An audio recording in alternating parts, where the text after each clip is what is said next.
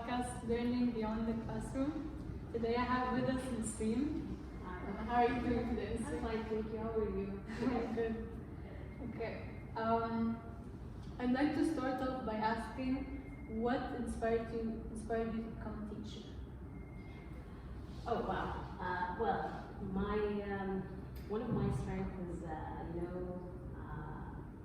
socializing and dealing with people. I prefer people to screens or speakers or whatever. Anyway, I was there back when I graduated. This was back in 2009. Yes. I was in university and we had this employment fair. So I was there at the fair with some friends. We were strolling down the routes of different, companies. People are applying. We're just fresh grads, so we are thrilled to be there. Anyhow, there was a booth for my previous school, the one that I was in. Not as a student, I mean that I was working at. Yes. Anyway, I went there and then I'm just bluffing. So I had it in my CV. And then by coincidence, the director of that school, she was the one sitting in the booth at that time. And then I was walking, strolling down, and then she called me. And she asked, would I be really interested in being a teacher? And I said, no, I was joking. And then she said, but you've got what it takes, let's have a chit chat. And then we kept talking, very casually. Then she offered me the interview. I went there, we discussed things, and all of this, I'm just looking. Anyways, I started teaching, and then I really like it. I grow a very special bond with the students. I don't know how I do it. I don't know how to tell you how to do it. It's just there, some sort of alhamdulillah and a talent. I don't know. So you never really planned it? No, never. I wanted to be a singer. But alhamdulillah, it worked out this way. Well, I love it, I love teaching. What made you choose to, you're a political science teacher. What made you choose that subject? Well, it chose me. I did not choose it. Listen, when I applied here, I came to this school, to Capital, in the middle of the year, semester 2, to be exact or specific. The vacancy that was there was history, which is my turf, for grade 10. But then the teacher was teaching this subject, was also teaching political science for grade 11. So it was like, take it or leave it sort of package. So I took it. Political science is not really my thing. I've taken one course in university. I know, the basics, but then you can educate yourself. So you'd say you're not really interested in politics? No. Oh, okay. Honestly speaking, not really. No. But when it comes to teaching you the theories and how you come up with conclusions, how you justify your work or whatever you allege with evidence, all of this you can do. Anyone can do this. You can get a book, you get yourself educated, and then you can pass on the knowledge. But if you're going to ask me, do I actually enjoy political science or discussing politics in general? Not really. It's not because of anything, but I believe that here in Egypt we don't have this culture of accepting the opinion and the opposing opinion. It usually turns into a fight. And I don't want to limit this to Egyptians only. It happens elsewhere. But I'm saying that since we are here, I'm talking about here, even myself, sometimes I tend to get a bit annoyed when people are just, going one-minded. We can have different opinions. I have to respect yours, you have to respect mine. Reaching this is not easy here in our country. So But I think it's important we should know some knowledge about politics because, especially today, we're facing a lot of political problems. Yes, you should know. You should know your rights. You should know what to expect from your country, the government, the different institutions that represent the government. All of these, yes, true. You should know this, but this is you educating yourself. But then when you look at our population in this country, tell me the percentage of educated people, the intellectuals. Can you roughly give me a percentage of this? whatever it is, it's gonna be very, very minimal in comparison to people who are not even educated. So, because even in like public schools or like free education, it's really bad. We suffer from lack of education and lack of healthcare, proper healthcare. That's a big problem for us as a country. Well, I wanted to ask about something else. Yeah, sure. I've noticed in our classes when we were having debates, you would bring up the topic of feminism a lot, and you would like. Listen, it's not that I bring it out a lot. No, listen. Definitely, I'm pro-feminism, right? But what is feminism? The definition here has a very big weight to what I believe in or support, because most people, when you say feminism, they take it as if we are just there to back up the woman in whatever she wants.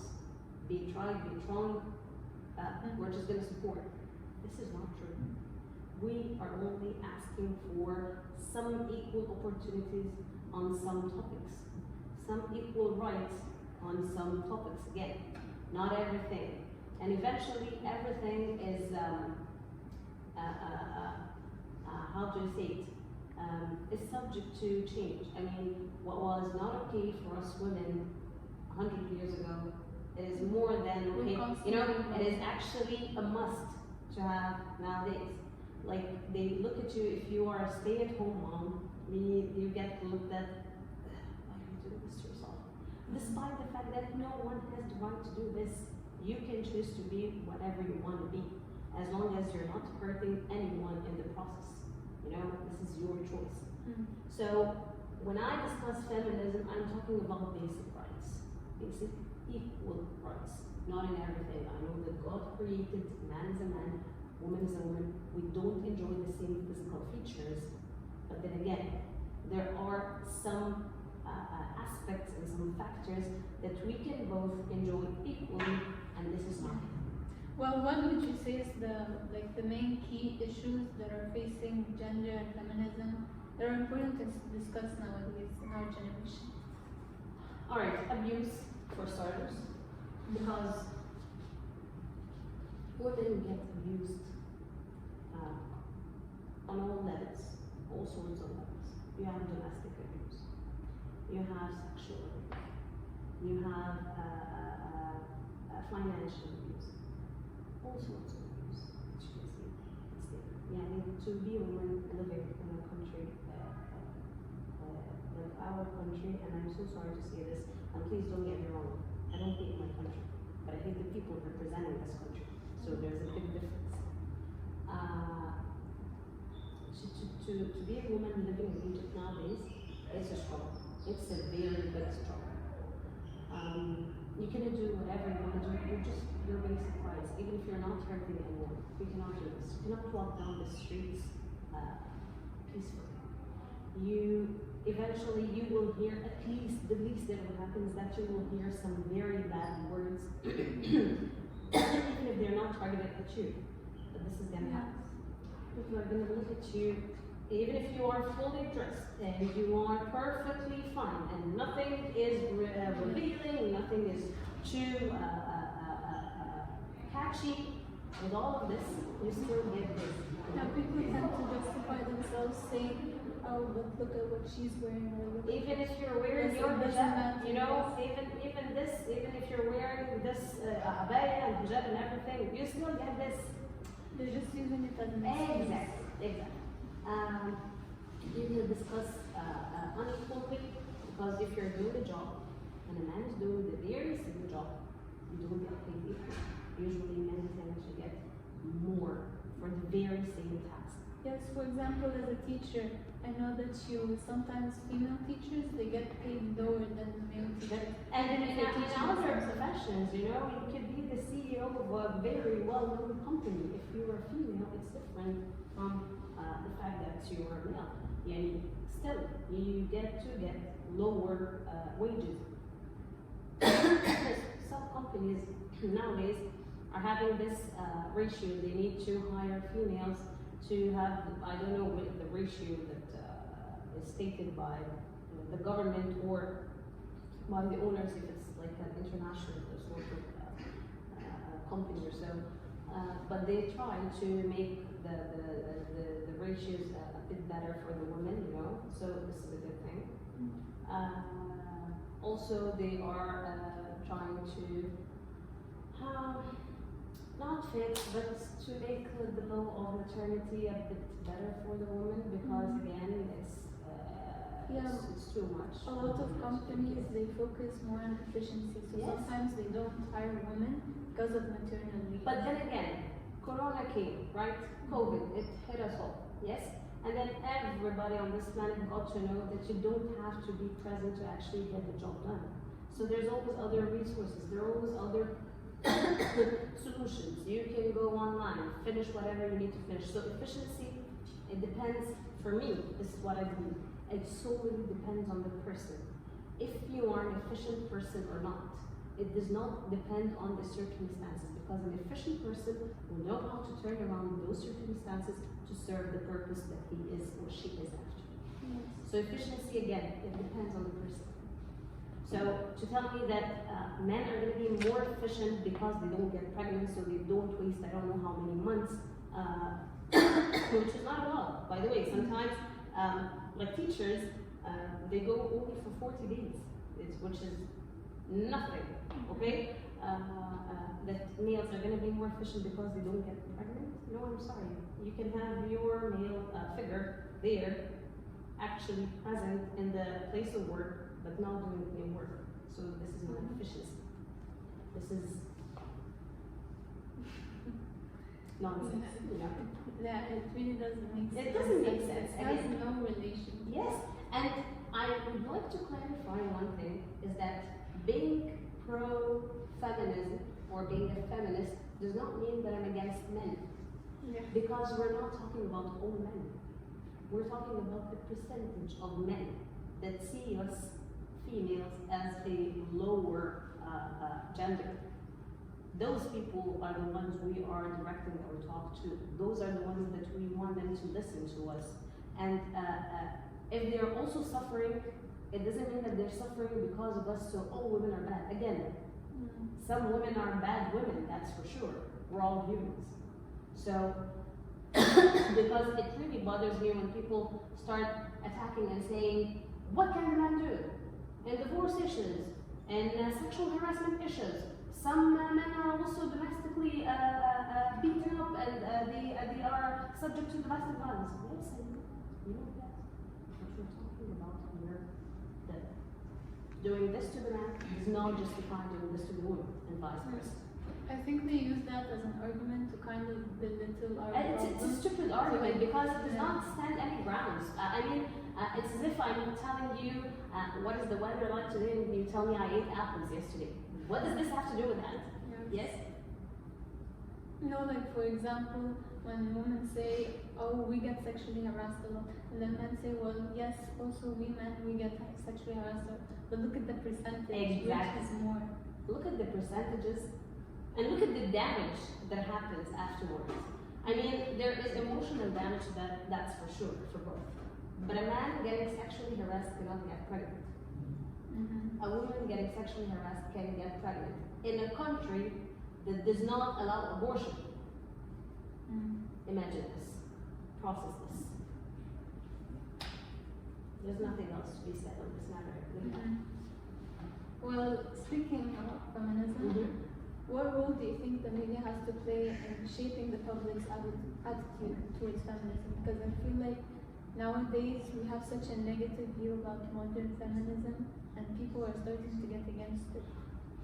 But I don't think they understand. I believe they need to choose, if we're going to talk about, for instance, TV shows or series or stuff, they need to choose people to represent this topic that actually have a huge fan base. Because if you find someone that people genuinely dislike, they're talking about such a controversial issue, some people might be turned off from the whole thing because of the character playing this role.